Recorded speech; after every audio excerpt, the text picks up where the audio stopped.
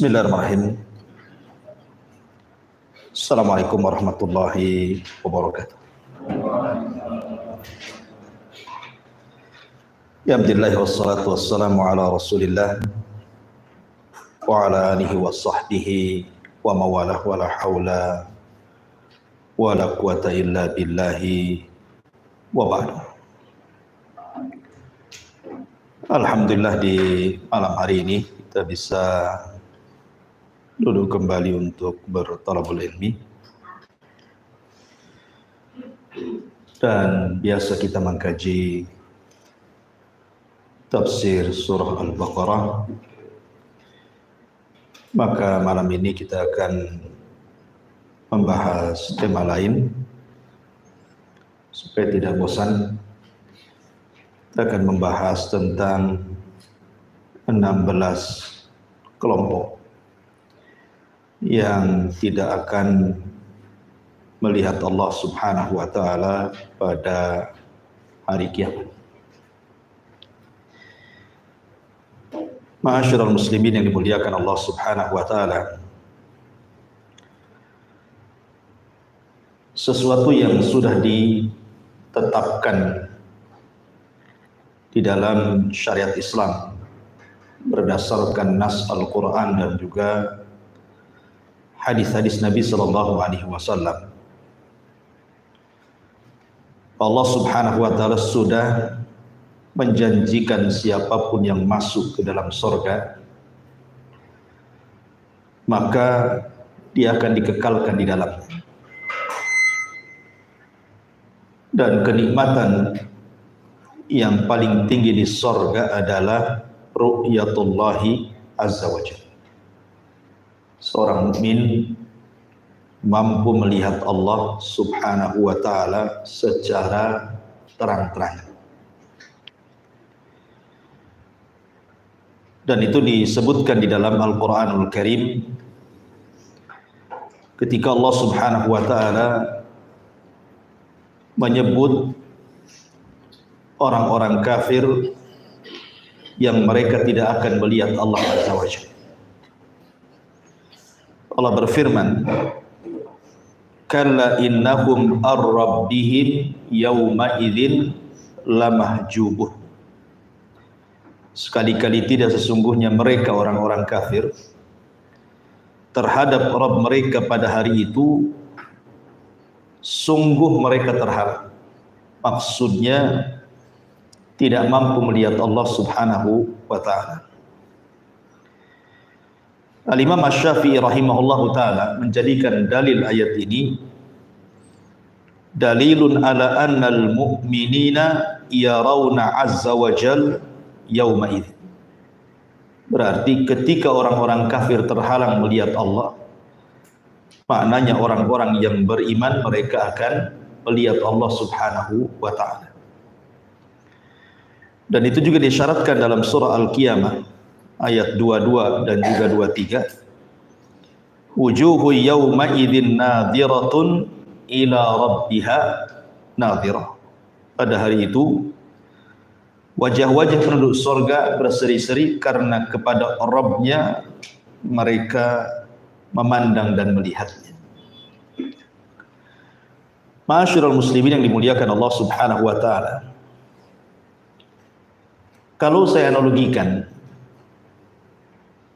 Allah Subhanahu wa Ta'ala takdirkan kita tidak pernah melihat orang tua kita di dunia. Boleh jadi ketika kita lahir kita tidak bisa melihat orang tua kita. Tentu anak yang baik dan soleh dan solehah tentu merindukan, ingin menatap wajah kedua orang tuanya. Kemudian pada hari kiamat kita akan dipertemukan oleh Allah Azza wa Jalla dengan orang tua kita yang selama ini tidak pernah kita mampu memandang. Tentu ini kebahagiaan luar biasa. Itu baru memandang orang tua kita yang meninggal dan kita tidak bisa melihatnya. Maka walillahil matsalul a'la. Bagaimana kalau seandainya yang dipandang itu bukan orang tua kita, tetapi Allah yang menciptakan orang tua kita dan kita semuanya. Tentu ini kebahagiaan yang jauh lebih besar dibandingkan seseorang melihat kedua orang tuanya. Makanya dalam sebuah hadis ketika disebutkan idza dakhala ahlul jannatil jannah, apabila Allah Subhanahu wa taala takdirkan penduduk surga masuk ke dalam surga, yaqulullahu tabaraka wa taala, maka Allah Subhanahu wa taala berfirman, turiduna syai'an azidu, maukah kalian aku tambah kenikmatan kalian di surga ini. Jadi kisahnya seperti ini. Ketika seluruh penduduk surga itu sudah masuk ke dalam surga dan tidak ada lagi yang tersisa, termasuk orang yang terakhir keluar dari neraka dan terakhir pula masuk surga, maka mereka akan dikumpulkan di sebuah tempat yang sangat-sangat luas sekali di surga. Kemudian Allah kumpulkan semua penduduk surga, mulai dari para nabinya, para rasulnya, para siddiqin, para syuhada, orang-orang saleh, dan seluruh manusia penghuni surga kumpulkan di satu tempat. Dan di situ disediakan tempat-tempat khusus. Tentu paling depan adalah ulul azmi minar rusul, kemudian para rasul, kemudian para nabi, kemudian para siddiqin, syuhada, orang-orang saleh, dan yang terakhir orang-orang yang hanya duduk di tanah-tanah surga. Di situ Allah Subhanahu wa taala akan hadir di hadapan penduduk surga, tapi di balik tabirnya. Dan tabirnya Allah adalah cahaya. Ketika itulah Allah Subhanahu wa taala berfirman kepada seluruh penduduk surga, turiduna syai'an azidukum, maukah kalian kutambah nikmat kalian. Ini adalah hari tambahan nikmat untuk kalian, dan aku sudah menjanjikan kepada kalian sesuatu yang tidak mungkin aku ingkari. Maka akhirnya kemudian penduduk surga serentak mengatakan, alam tubayyid wujuhana wa tudkhilanal jannah wa tubaiduna anin nar. Ya Rabb, bukankah engkau sudah memutihkan wajah kami, memasukkan kami ke surga, mengeluarkan kami dari neraka? Apalagi ya Rabb, sudah cukup. Tetapi tiba-tiba fakushifal hijab, tiba-tiba hijab Allah Subhanahu wa taala terbuka, di mana seluruh penduduk surga menatap ke langit, dan disitulah mereka melihat wajah Allah Subhanahu wa taala. Lah disitulah penduduk surga mengatakan, fama u'tu syai'an ahabba ilaihi min nadhari ila rabbihim azza wa jalla. Tidak ada sesuatu nikmat yang Allah Subhanahu wa taala anugerahkan kepada seluruh penduduk surga dibandingkan mereka mampu melihat wajah Allah Subhanahu wa taala. Mereka ketika melihat tidak berdesak-desakan, laksana mereka melihat bulan saat purnama. Maka Allah Subhanahu wa taala mengucapkan kepada mereka, salamun alaikum, keselamatan bagi kalian. Maka seluruh penduduk surga mengatakan, Allahumma antas salam wa minkas salam tabarakta ya dzal jalali wal ikram. Ma'asyiral muslimin yang dimuliakan Allah Azza wa Jalla, dari sini kita tahu bahwa tidak ada nikmat melebihi surga itu sendiri dibandingkan ru'yatullah, orang yang memandang wajah Allah Subhanahu wa taala.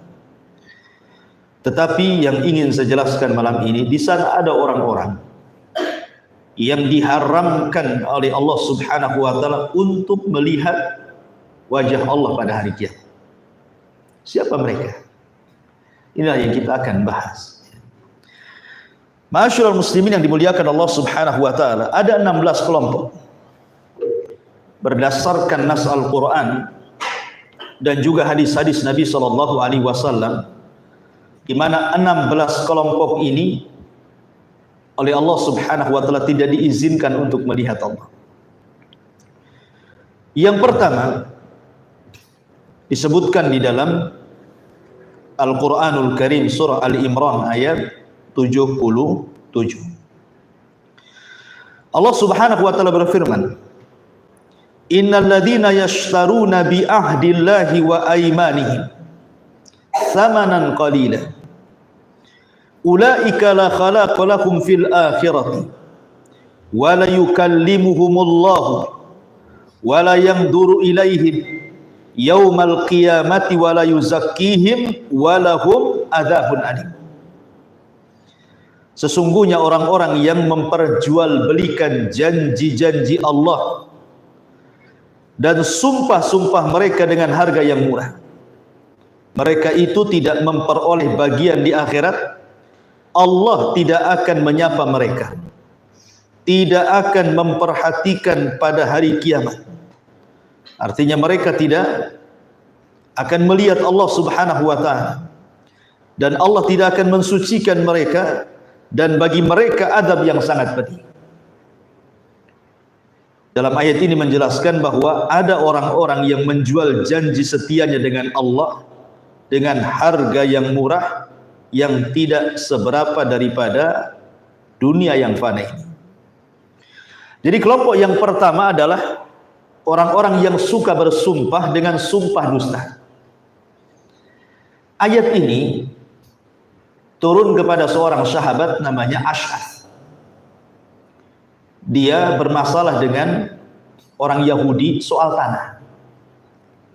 Jadi Ash'ath ini bermasalah dengan orang Yahudi soal kepemilikan tanah.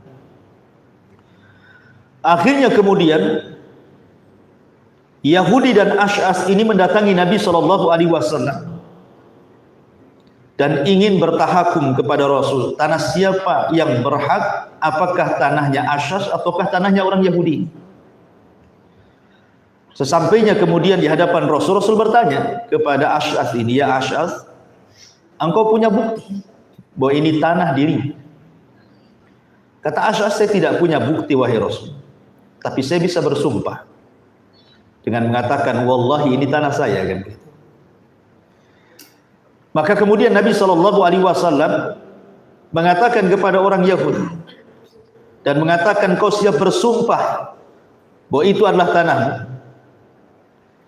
Maka orang Yahudi mengatakan, "Saya pun siap bersumpah bahwa ini tanahku," gitu. Jadi saling mengklaim di sini. Lah ketika saling mengklaim inilah kemudian turun ayat ini. Innal ladzina yashtaruna bi ahdillahi wa aymanihim tsamanan qalila. Sesungguhnya orang-orang yang memperjualbelikan janji Allah dan sumpah-sumpah mereka. Maksudnya sumpah dusta di sini. Maka balasannya ulaika la khalaqa lahum fil akhirah. Mereka tidak akan ada bagian di akhirat. Allah tidak akan bicara dengan mereka. Allah tidak akan memandang mereka pada hari kiamat, dan Allah tidak akan mensucikan mereka. Ma'asyiral muslimin yang dimuliakan Allah Azza wa Jalla. Jadi kelompok yang pertama adalah orang yang bersumpah dengan sumpah yang palsu. Dan sumpah yang palsu ini paling banyak berada di persidangan biasanya. Ya, hakim-hakim yang mereka tidak jujur, yang mereka dibayar, kemudian mendatangkan saksi-saksi palsu untuk bersumpah. Maka merekalah masuk pada firman Allah surah Al-Imran ayat 77 ini. Mereka tidak akan dilihat oleh Allah Subhanahu wa ta'ala. Padahal melihat Allah itu sesuatu yang luar biasa. Sudah saya jelaskan, nikmat terbesar yang ada di surga. Kenapa sedemikian besarnya ancaman orang-orang ini, di mana Allah tidak akan melihat mereka? Karena biasanya persaksian palsu, apalagi terjadi di persidangan itu, akan menjadikan seseorang kehilangan haknya, kan? Yang harusnya dia punya harta, akhirnya hilang hartanya.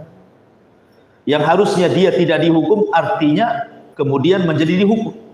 Terkadang hukumannya dipenjara sekian puluh tahun, terkadang sampai hilang nyawa, gara-gara persaksian palsu tadi.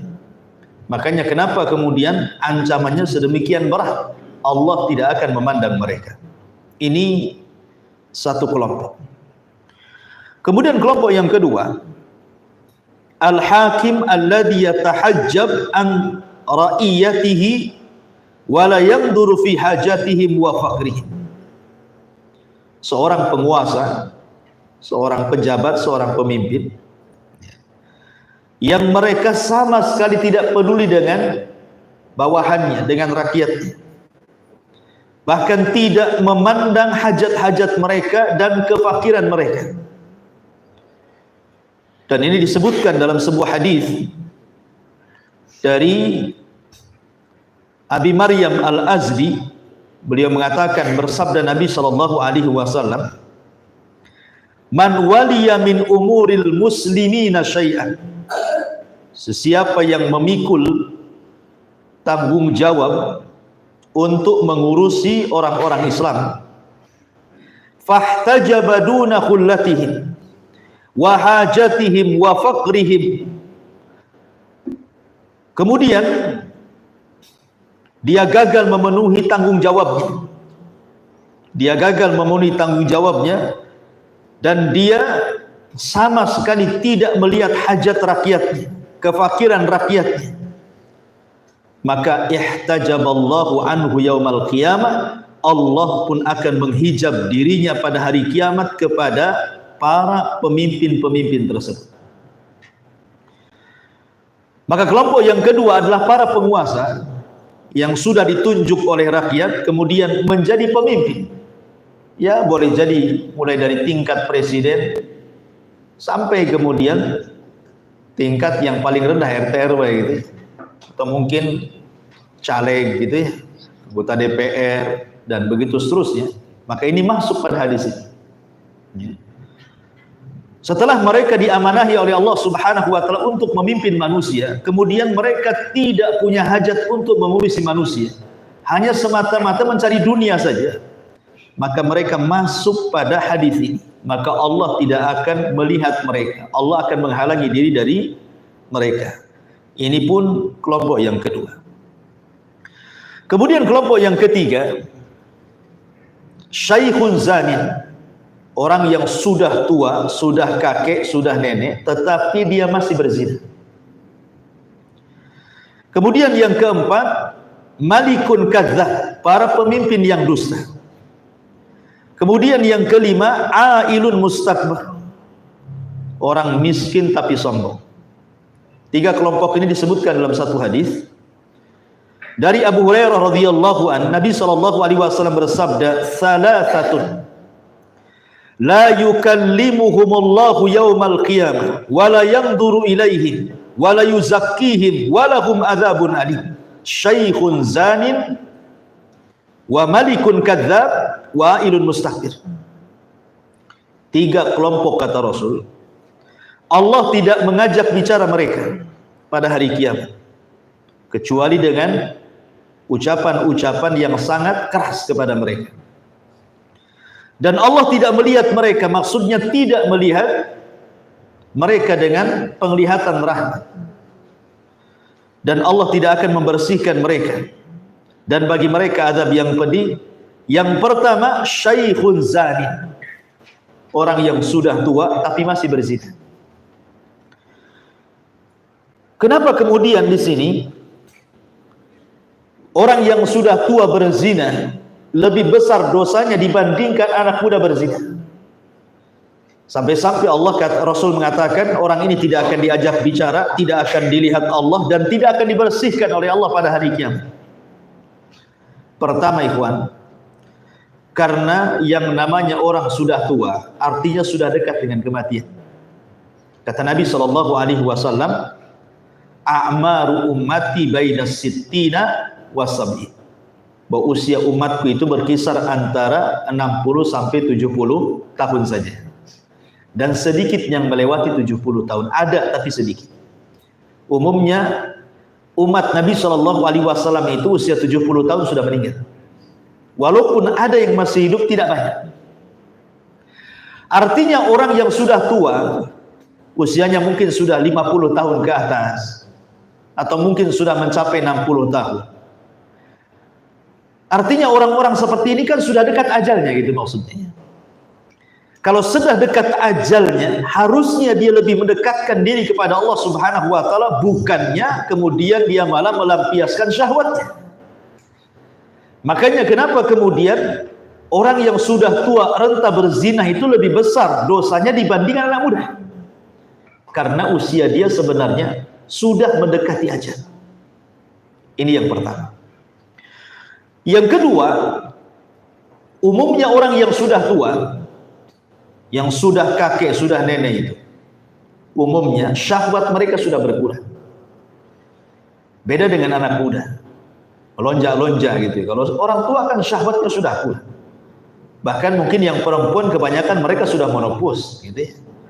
Dan syahwat yang sudah tua pun sudah berkurang tensinya. Artinya bahwa kalau kemudian syahwatnya yang lemah tersebut masih kemudian diumbar dan melakukan perzinahan, menunjukkan bahwa kakek dan nenek tersebut memang zina itu kebiasaan hidupnya. Artinya memang buruk akhlaknya. Itu sudah jadi kebiasaan dia, buruk akhlaknya. Makanya kemudian dosanya orang yang sudah tua berzina ini lebih besar dibandingkan anak muda, karena dia punya kebiasaan buruk berzina. Kemudian yang ketiga, biasanya orang yang sudah tua itu mereka sudah mencicipi yang disebut dengan nikah. Sebagian mereka sudah punya anak, sudah punya cucu kan itu. Artinya ada tempat-tempat yang halal untuk mereka. Kenapa kemudian mereka melampiaskan ke hal-hal yang diharamkan Allah Azza wa Jalla? Maka dari sini menunjukkan bahwa tingkatan dosa orang yang sudah tua berzina itu lebih besar dibandingkan anak muda. Walaupun zina itu sama-sama haram, mau dilakukan anak muda atau orang tua sama saja. Cuman di sini dosa orang tua jauh lebih besar dibandingkan anak muda. Karena dari segi syahwat saja wajar anak muda itu terjerumus kepada perzinahan karena memang menggebu-gebu, lain dengan orang yang sudah tua. Makanya kata Nabi SAW, syaikhun zanin, orang yang sudah tua masih berzina ini, yang harusnya lebih taat kepada Allah di masa tuanya malah bermaksiat, makanya dosanya dilipat gandakan dibandingkan anak muda yang berzina. Ini beberapa alasan kenapa orang tua berzina itu tidak akan diajak bicara, Allah tidak akan melihatnya, dan Allah tidak akan membersihkan, dan bagi mereka adab yang sangat pedih.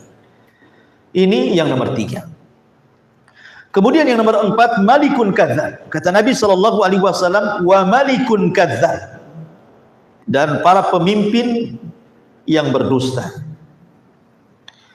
Dusta itu sifatnya orang munafik.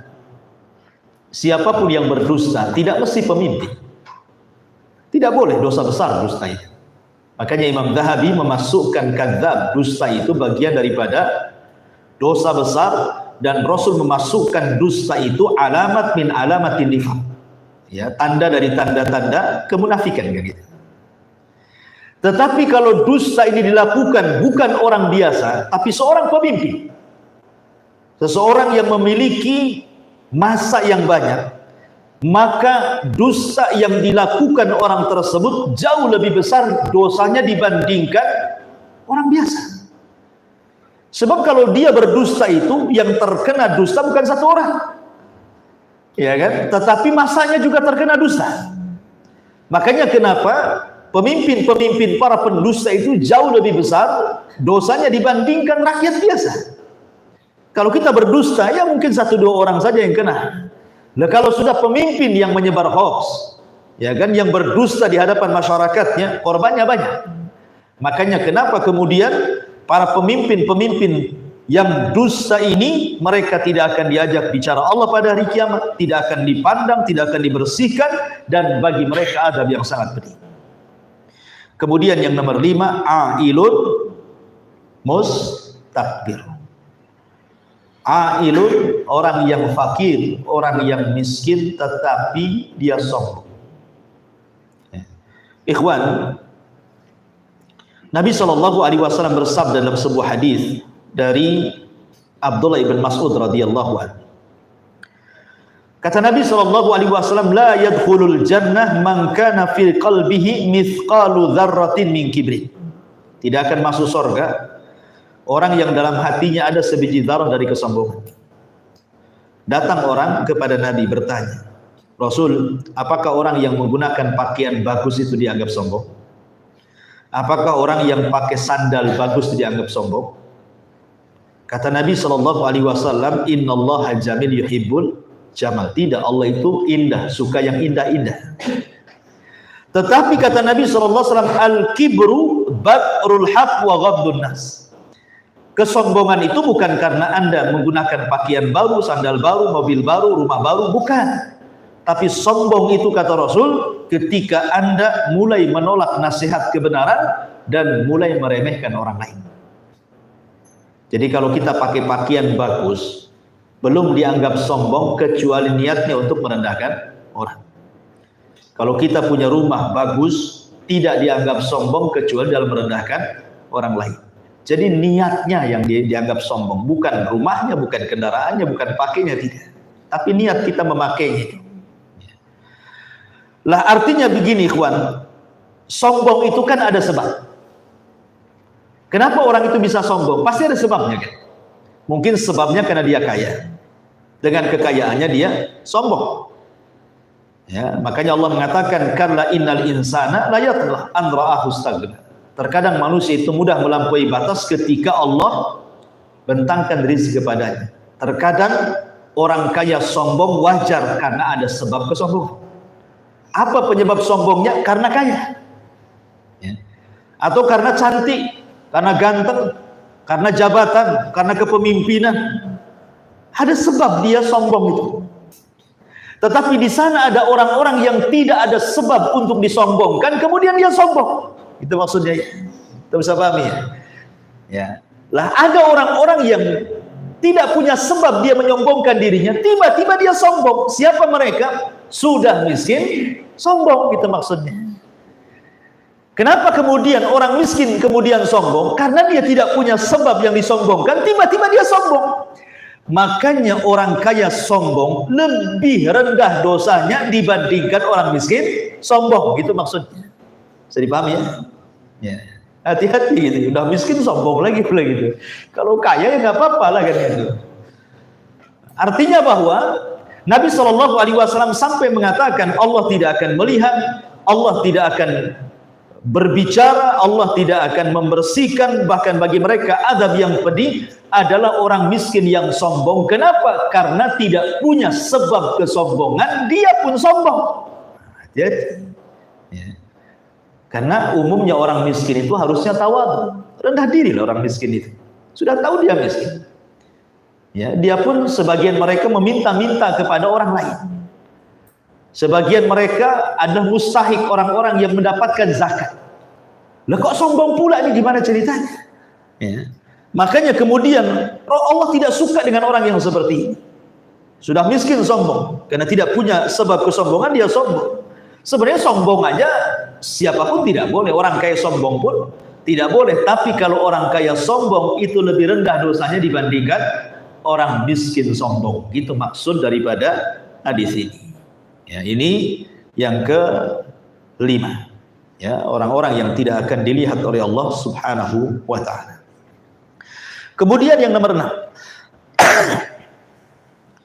Mani'u fadlil ma, orang-orang yang mencegah tidak memberikan kelebihan air.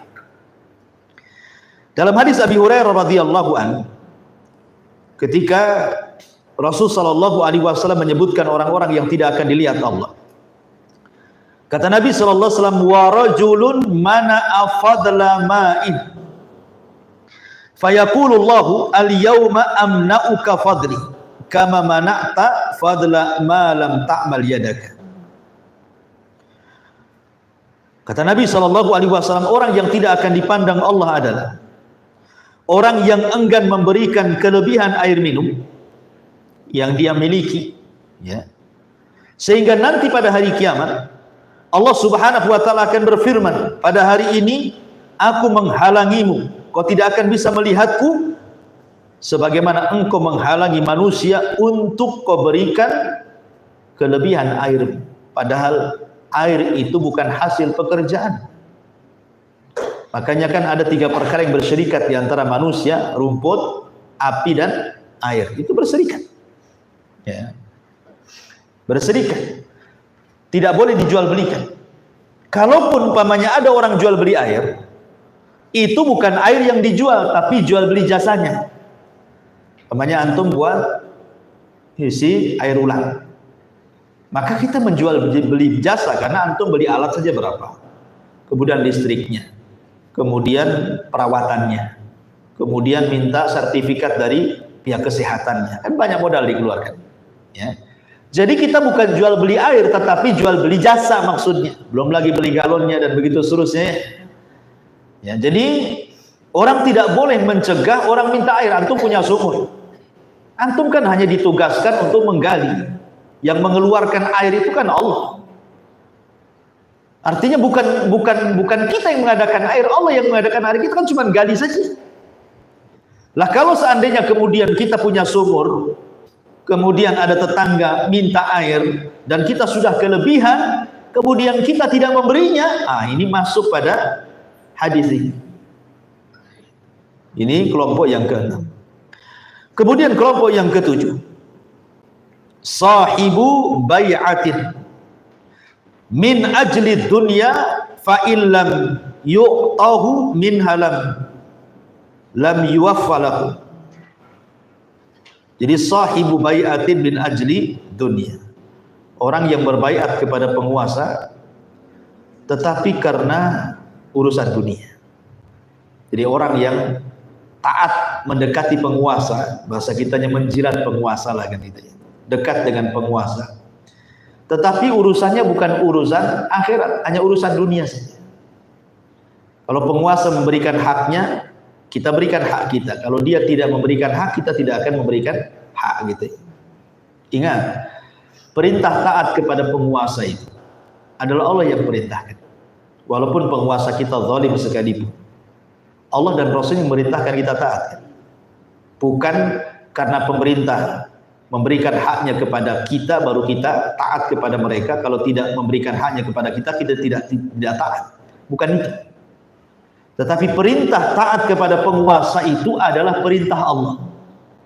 Ya, Rasul mengatakan was-sam'i wat-tha'ah. Tetaplah kau mendengar, tetaplah kau taatkan itu ya. Kemudian juga Allah mengatakan atiullah wa atiur rasul wa ulil amri minkum. Jadi ini perintah Allah. Ya, bukan perintah kita gitu ya, bukan keinginan kita. Allah yang menginginkan supaya kita taat kepada penguasa. Karena ada di masyarakat kita yang berpemahaman, ya kalau pemerintah baik, ya kita baiklah kan gitu. Kalau pemerintah tidak baik, ngapain kita baik pula sama mereka kan gitu ya. Salah bahwa perintah berbuat baik kepada penguasa itu, taat kepada mereka, mendoakan mereka itu perintah Allah. Bukan bicara tentang barter. Kalau mereka baik kita baik, mereka jahat kita jahat, bukan begitu. Ya. Makanya di sini juga di antara kelompok yang nomor 7 adalah sahibu bai'atin min ajli dunia. Mereka mau berbaiat dan taat kepada pemerintah hanya semata-mata urusan dunia saja. Kalau diberikan dunia mereka siap taat, kalau tidak taat. Maka ini juga kelompok yang ke-7 yang tidak akan dipandang oleh Allah Azza wa Jalla. Kemudian yang nomor 8, al-aqu liwalidaini.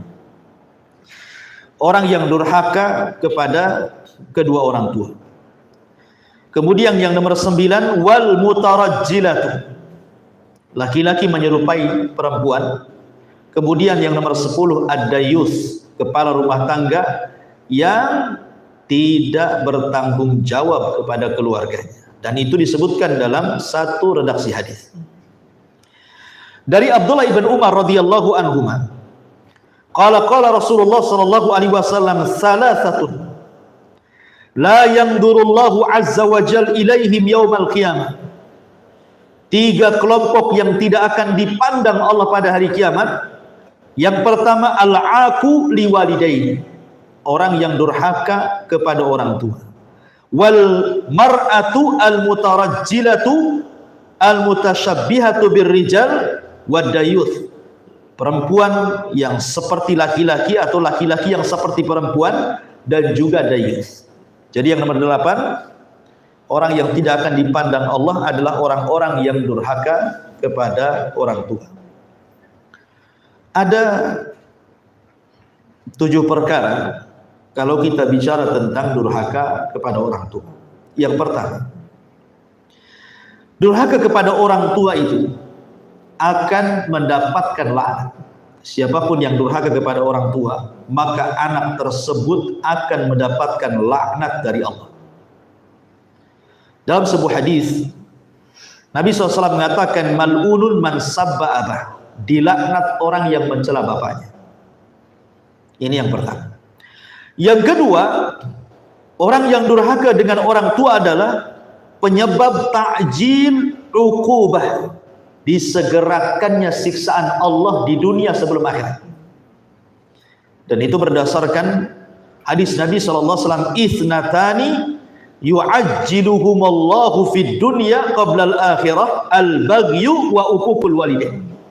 Dua dosa yang akan disegerakan siksanya di dunia sebelum akhirat.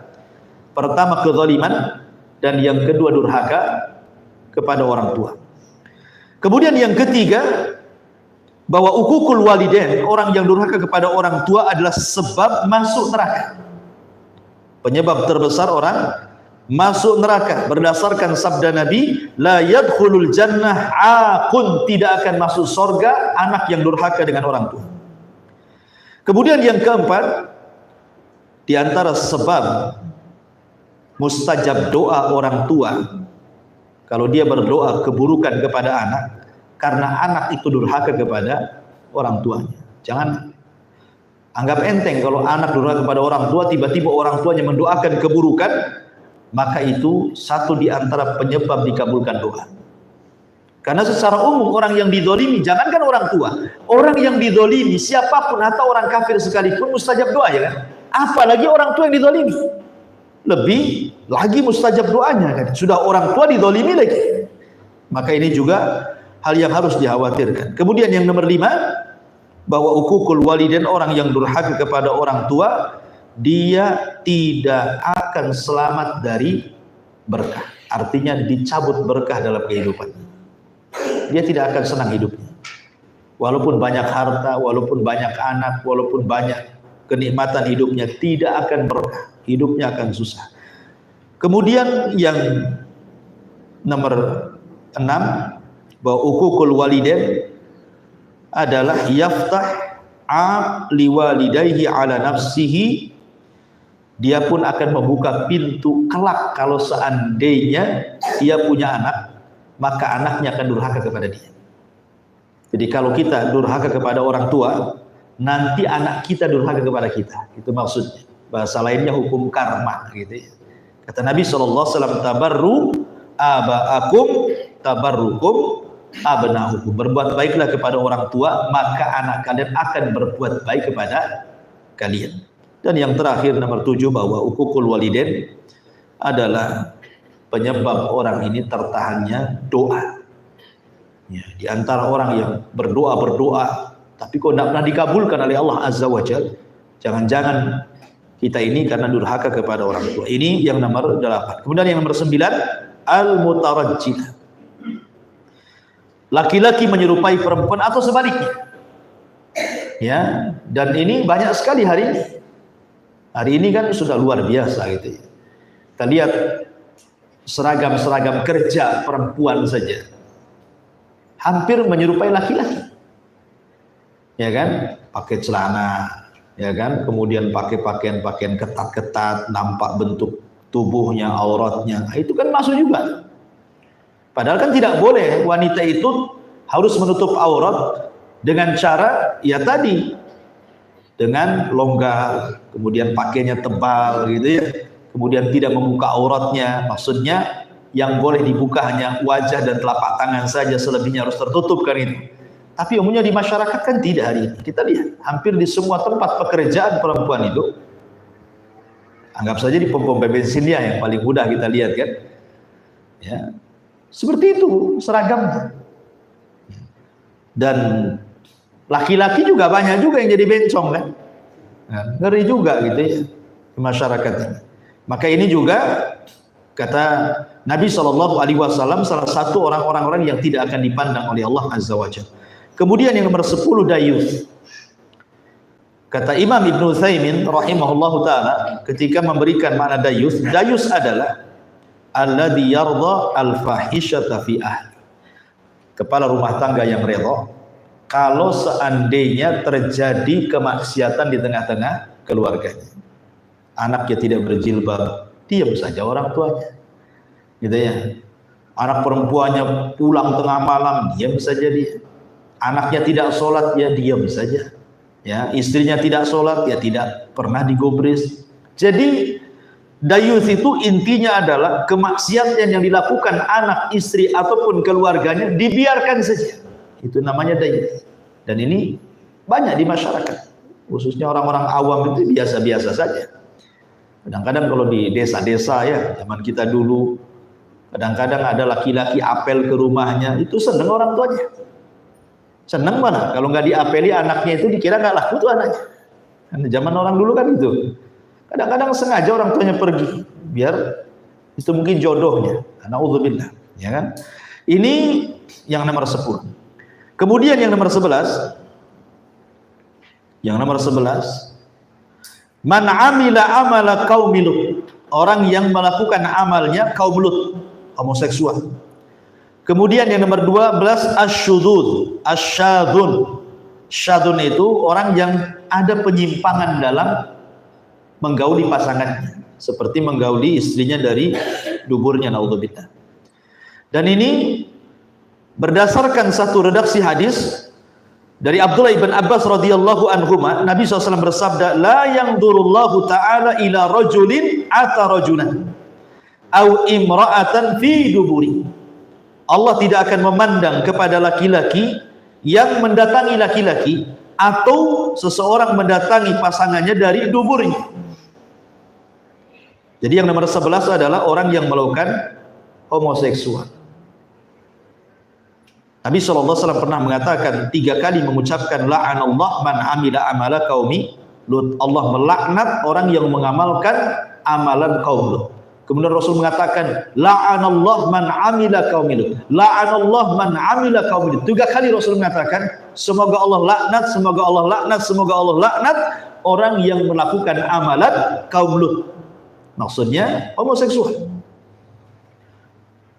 Dan herannya di negeri kita ada orang-orang yang mereka mulai mencoba untuk melegalkan gitu ya, pernikahan sesama jenis gitu kan. Nah, sampai dulu ya kalau nggak salah itu sebagian mereka orang gay ini sampai membuat fikih gay ya, dan minta supaya diresmikan oleh MUI di mana itu, di Jawa atau di mana gitu. Jadi orang mereka sendiri membuat fikih itu. Sholatnya gay gitu. Kemudian tayamumnya gay, kemudian wudunya gay, puasanya gay gitu ya. Jadi sampai ngarang buku fikih orang itu. Alhamdulillah kemudian tidak direkomendasi oleh MUI. Ya ngapain coba? Gaynya sendiri dilarang. Ya, buat fikih pula dia.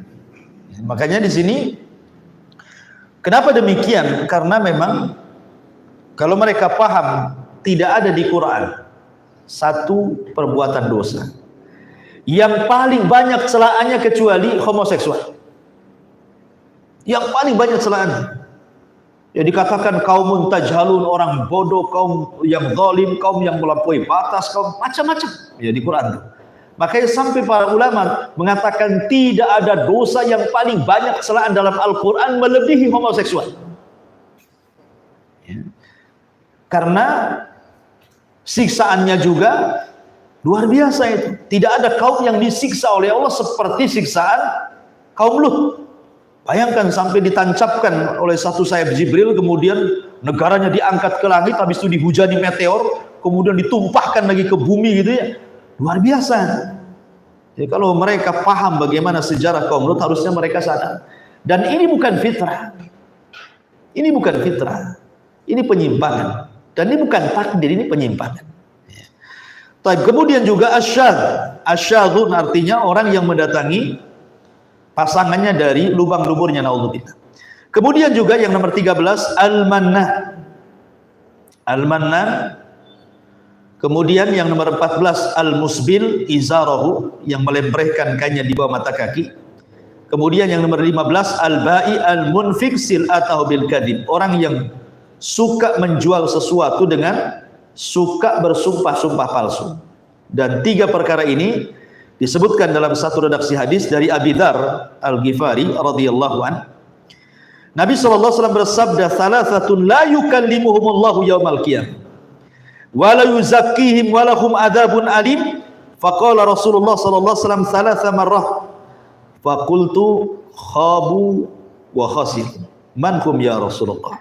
Qala al-mannan wal munfik sil'atahu bil halifi wal musbilu izarah.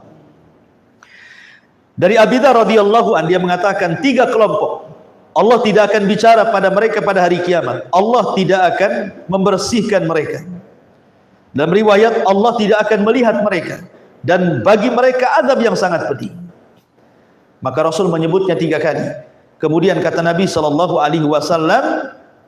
al-mannan, orang yang suka mengungkit-ungkit pemberian. Jadi yang nomor 13 adalah al-mannan. Tapi kalau maksudnya mengungkit di sini artinya dia bukan mengungkit artinya kebaikan dia, tidak. Pemanya kalau ada orang yang sudah antum kasih jasa, antum tolong dia, umpamanya kan, antum kasih modal dia, antum kasih sedekah dia, tiba-tiba kemudian dia menyakiti antum.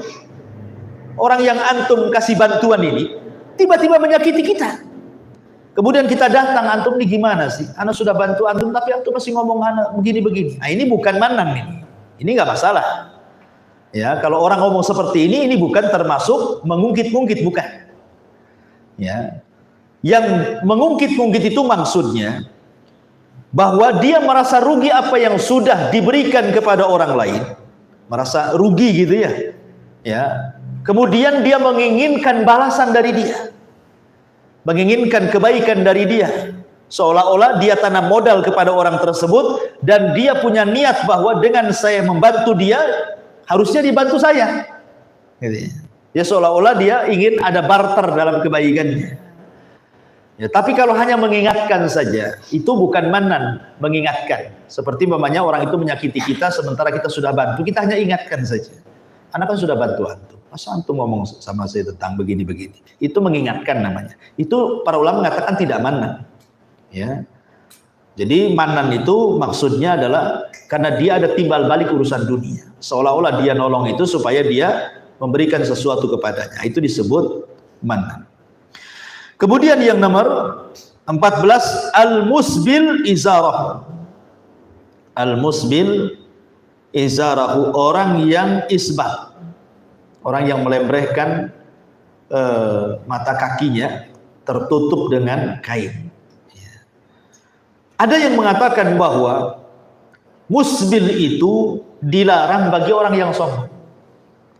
Adapun yang tidak sombong, maka tidak ada masalah. Kan biasa ya di masyarakat kan seperti yang dilarang itu yang sombong. Kalau tak sombong ya nggak apa-apa. Ya. Ingat bahwa riwayat-riwayat tentang masalah larangan isbal ini banyak sekali. Ya. Banyak sekali larangan-larangan. Baik yang sombong ataupun yang tidak sombong. Dua-duanya ada. Ya. Larangan isbal ketika Anda sombong atau larangan isbal ketika Anda tidak sombong. Dua-duanya terkena. Salah satunya hadis ini. Allah tidak akan melihat, tidak akan bicara, tidak akan mensucikan bagi orang-orang yang melembrehkan. Ya, melembrehkan mata kakinya tertutup dengan kain. Makanya pakaian Nabi Shallallahu Alaihi Wasallam itu sebaiknya di atas mata kaki. Kalaupun harus maka sejajar dengan mata kaki, tetapi jangan sampai membawahi mata kaki. Ya, gitu ya.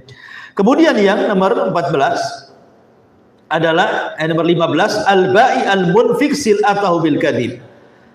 Jual beli yang sedikit-sedikit bersumpah dengan sumpah palsu, dikit-dikit sumpah untuk melariskan dagangannya. Kan biasa ya, para pedagang itu terkadang mereka berani bersumpah-sumpah untuk melariskan dagangannya. Maka ini pun masuk ke dalam kategori hadis ini. Dan yang terakhir adalah imra'atun la tashkuru li zawjiha, wanita yang tidak pernah bersyukur dengan suaminya. Dan ini berdasarkan hadis Abdullah ibn Amr, di mana Nabi SAW bersabda, la yanzurullahu ila imra'atin la tashkuru li zawjiha wa hiya la tastaghni anhu. bahwa Allah tidak akan memandang muka istri-istri yang tidak berterima kasih kepada suaminya, padahal dia sendiri tidak boleh tidak memerlukan kepada suami. Dia tidak bisa hidup sendiri tanpa suami. Dia masih minta bulanan kepada suami. Dia masih tinggal di rumah kontrakan yang dikontrak suami atau yang dibeli suami. Tetapi dia masih tidak bersyukur kepada suaminya. Nah, gitu maksudnya. Ya, maka istri yang seperti ini tidak akan dipandang oleh Allah Subhanahu wa taala. Kan banyak tuh. Ya, di antara salah satu bengkoknya seorang istri itu adalah kufur kepada suami. Dan kita pun harus paham, ya, laki-laki harus paham bahwa kekurangan yang paling besar pada istri itu adalah biasanya istri mudah melupakan kebaikan kita sebagai suami. Itu umumnya, hampir semua manusia. Ya, termasuk istri antum juga. Ya. Karena memang ini sifat yang memang melekat pada mereka. Melekat pada semua wanita ini namanya.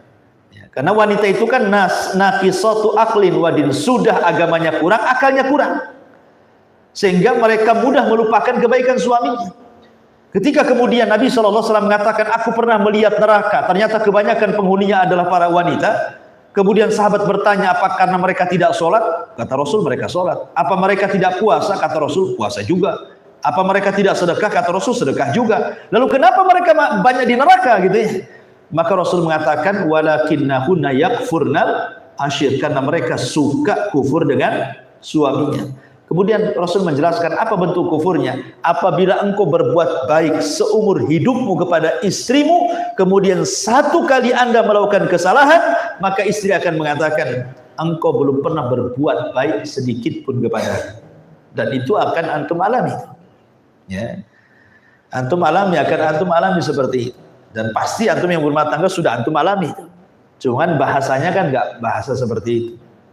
Ya, bahasa yang lain mungkin, abang ini nggak pernah perhatiin saya, hari-hari diperhatiin, kasih makan, kasih ini, kasih itu, bilang pula nggak pernah perhatian gitu kan. Anaknya sudah banyak dibilang nggak perhatian tuh baik, ya kan. Bulanannya tetap mengalir dari antum, bilang nggak perhatian, dari mana? Itu perhatian dia. Ya, jadi memang bahasa-bahasa ini kan bahasa Nabi seperti itu, tapi bahasa istri antum kan beda. Yang semakna dengan itu intinya, tidak perhatian lah, kurang inilah, kurang itu, macam-macam ya kan.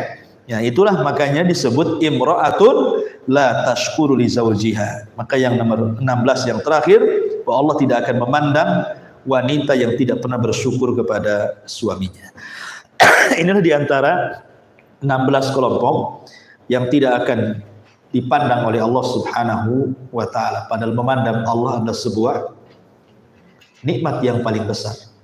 Kalau kita mampu memandang Allah dan Allah memandang kita dengan rahmat, maka ini sebuah kenikmatan besar yang Allah anugerahkan kepada kita. Wallahu a'lam bishawab. Ini yang bisa saya sampaikan, ya, karena juga kondisi kurang sehat juga. Subhanallah bihamdika, asyhadu an la ilaha illa anta, astaghfiruka wa atubu ilaik. Allahu ta'ala alam. Assalamualaikum warahmatullahi wabarakatuh.